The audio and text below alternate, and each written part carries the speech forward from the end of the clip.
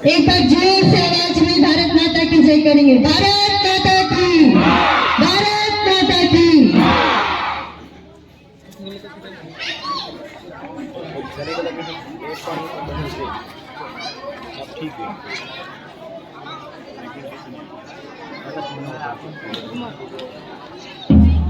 एक बार जोरदार तालियां हमारे अद्भुत साहस से भरपूर बच्चों के परेड के लिए।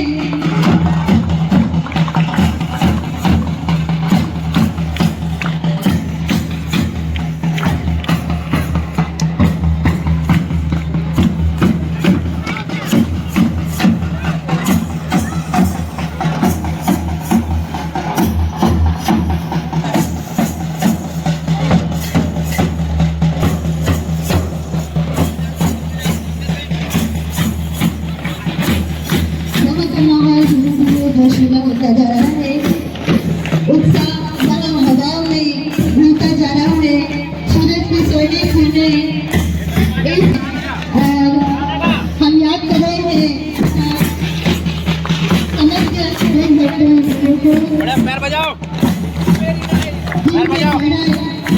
उनके बलिदान से भारत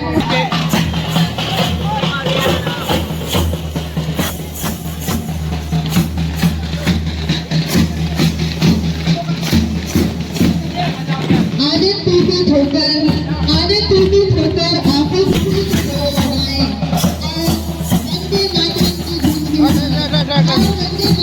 धूम के साथ राष्ट्रीय एकता के साथ तिरंगा लहराए।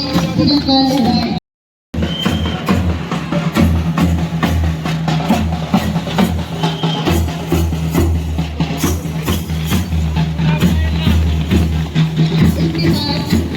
हमारे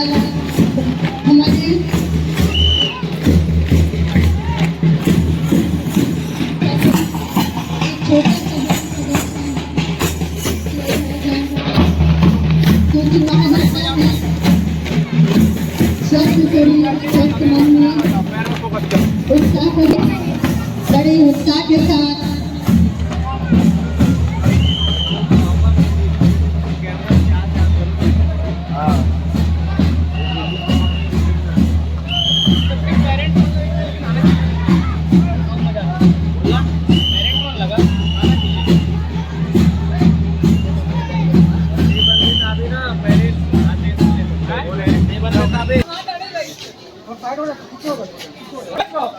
सावधान, एक्सरसाइज करना है सभी को बेल्ट के साथ, है ना। अभ्यास नंबर 1 शुरू करेंगे। शुरू कर।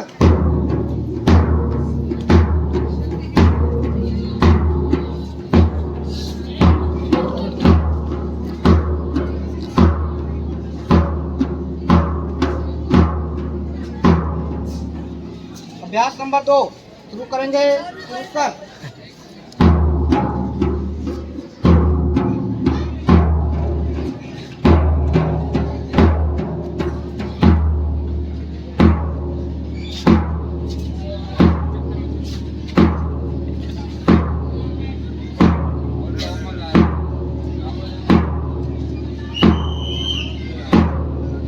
अभ्यास नंबर 3 शुरू करेंगे। शुरू कर।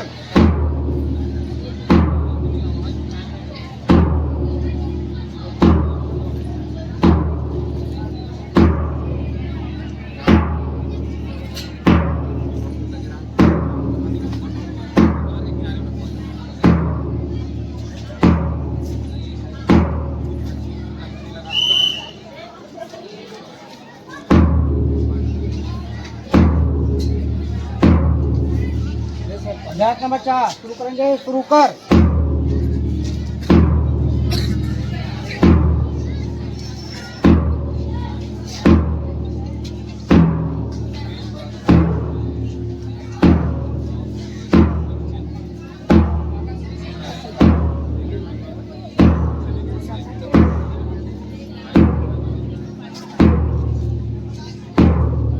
अभ्यास नंबर 5 शुरू करेंगे। शुरू कर।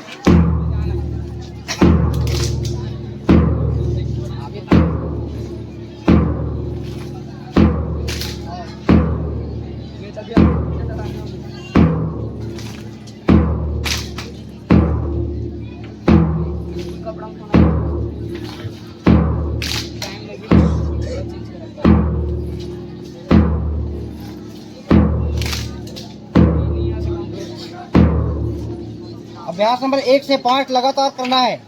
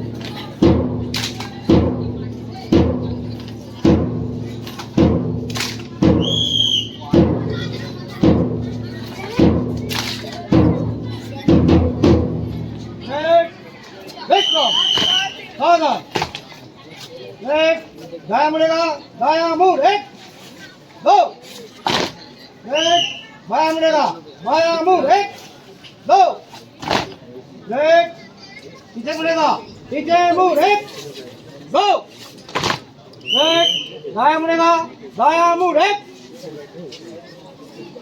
2 एक वेट फ्रॉम सावधान, वेट फ्रॉम सावधान, विसर्जन।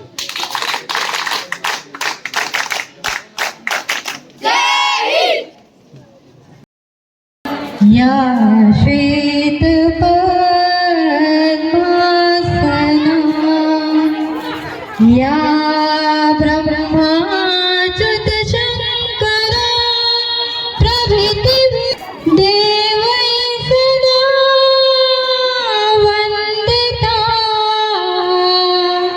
समां पातु सरस्वती भगवती।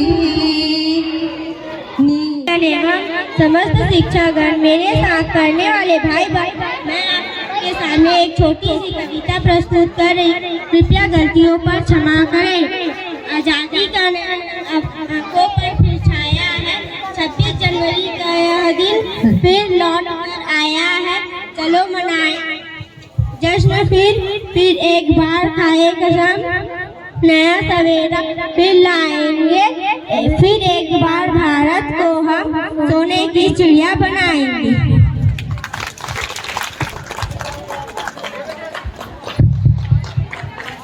देशभक्ति कविता एक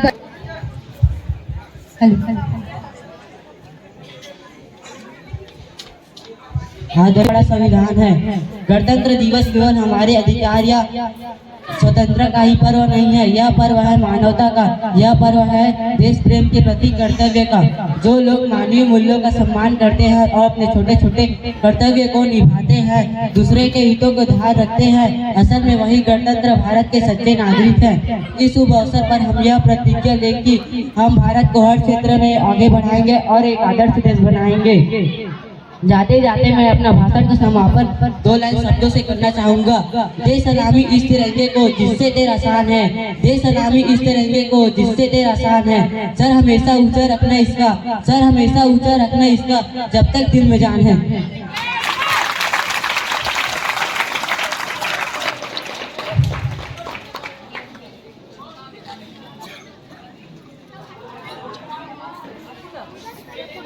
माँ शारदे को नमन। बसंत पंचमी के दिन हर मन युवा हो जाता है और कवि मन भी इस दिन जाग जाता है।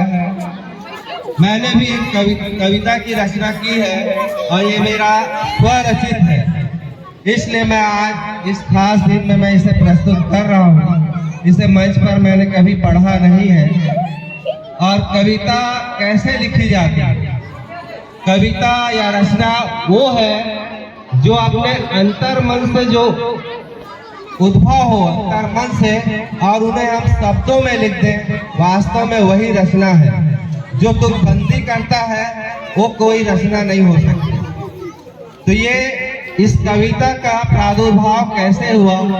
जब मैं कक्षा 8वीं का छात्र था और मैं चंडी मंदिर मठपाड़ा में, हम किराए के घर में रहते थे, और वहां से मैं पैदल मल्टीपर्पज स्कूल, जिसे हम अपने ग्राम बासीन के पुरोधा झाड़ूराम देवांगन जी के नाम से जानते हैं, वहां तक 5 किलोमीटर का तय हम पैदल जाते थे। आप दुर्ग शहर से परिचित हैं, बीच में जवाहर मार्केट पड़ता है, जहां सोने चांदी गहने के बड़े बड़े दुकानें हैं। तो सुबह हमारी स्कूल लगती थी, और जब हम वहां से गुजरते थे तो बड़े बड़े सेठ मारवाड़ी कुत्तों को रोटी खिलाते थे। आप ध्यान देंगे तब इस कविता का अर्थ समझ आएगा। कुत्तों को रोटी खिलाते थे, तो वहाँ भिखारी लोग भी रहते थे, वो कुत्तों से रोटी छीनते थे अपनी भूख मिटाने के लिए। पर अफसोस यहाँ पर यह होता था कि पुनः भिखारी से वो रोटी छीना जाता था और कुत्ते को दे दिया जाता।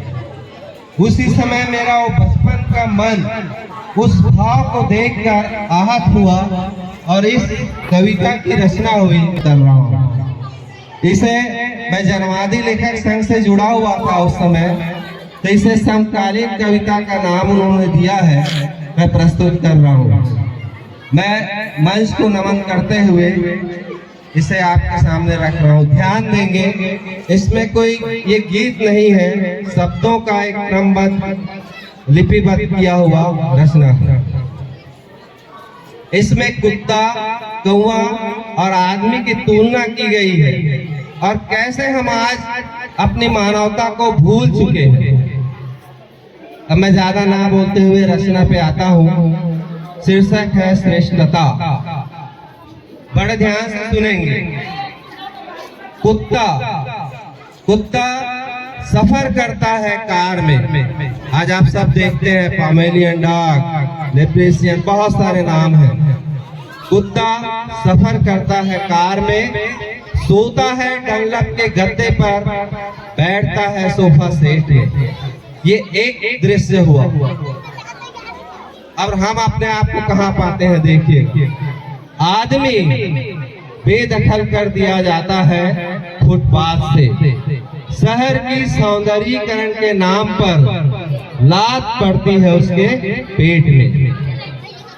फिर भूखा आदमी कुत्ते से रोटी छीनने के प्रयास में आदमी से पीटा जाता है। आदमी से रोटी छीनकर कुत्ते को दे जाता है। और हम कौवा को बोलते हैं, वो काला है, कर्कश बोली है, मगर उसकी जो भावना है, उसके जो कर्म है, उसे समझिए। कौवा मांस का एक टुकड़ा मिलने पर अपनी कर्कश आवाज से ही सही अपनी बिरादरी को इकट्ठा कर थोड़ा ही सही सबकी भूख मिटा देता है। अब मेरा मन कहाँ व्यथित हुआ, ये लास्ट पंक्ति में है। देखकर चुप रहता हूँ मैं आदमी को आदमी से पीटता, आदमी को आदमी से रोटी छीनता। मेरी आत्मा मुझसे है प्रश्न करता, कौन श्रेष्ठ है, आदमी, कौवा या कुत्ता? धन्यवाद।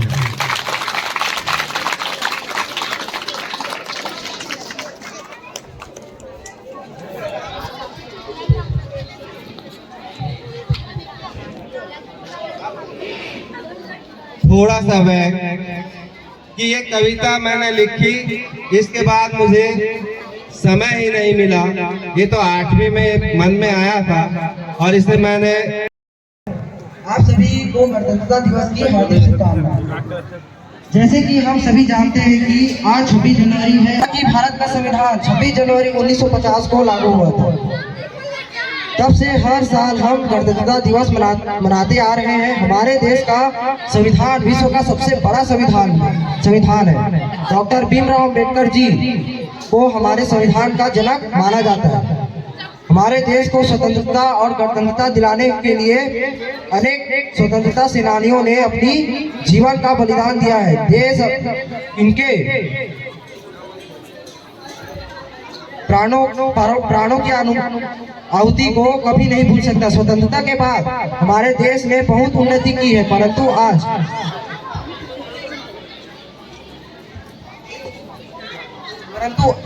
आज भी हमारे देश में आतंकवाद, भ्रष्टाचार, बेरोजगारी, असमानता जैसे समस्याएं हैं। तो आज गणतंत्रता दिवस के अवसर पर हम सभी प्रतिज्ञा करते हैं कि इस सभी समस्याओं को सुलझाने का हम पूर्ण निष्ठा से प्रतिज्ञा करते हैं।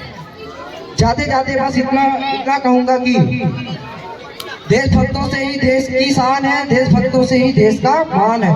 देशभक्तों से ही देश की शान है, देशभक्तों से ही देश का मान है। हम उस देश के फूल हैं प्यारो, जिस देश का नाम हिंदुस्तान है, जिस देश का नाम हिंदुस्तान है। जय हिंद, जय भारत, जय छत्तीसगढ़। धन्यवाद।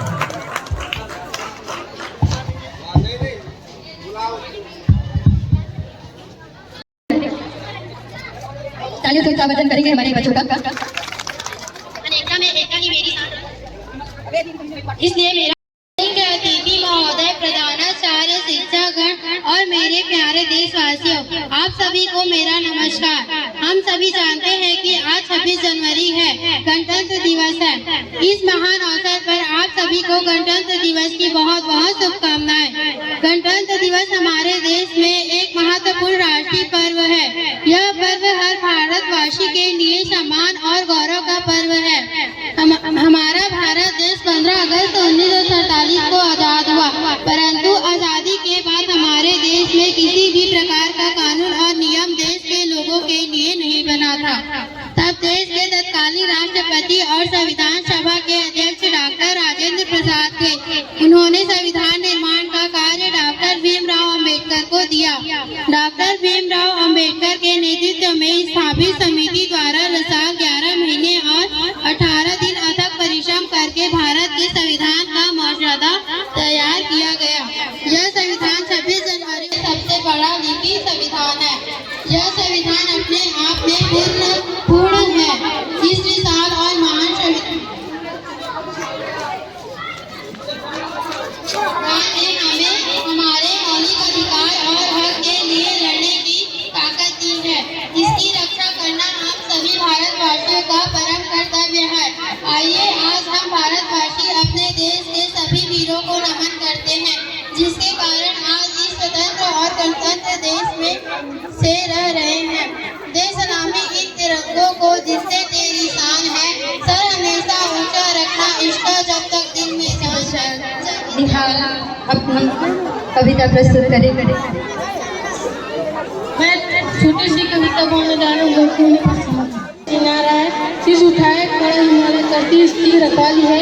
गंगा यमुना की धाराएं फैलाती हरियाली है।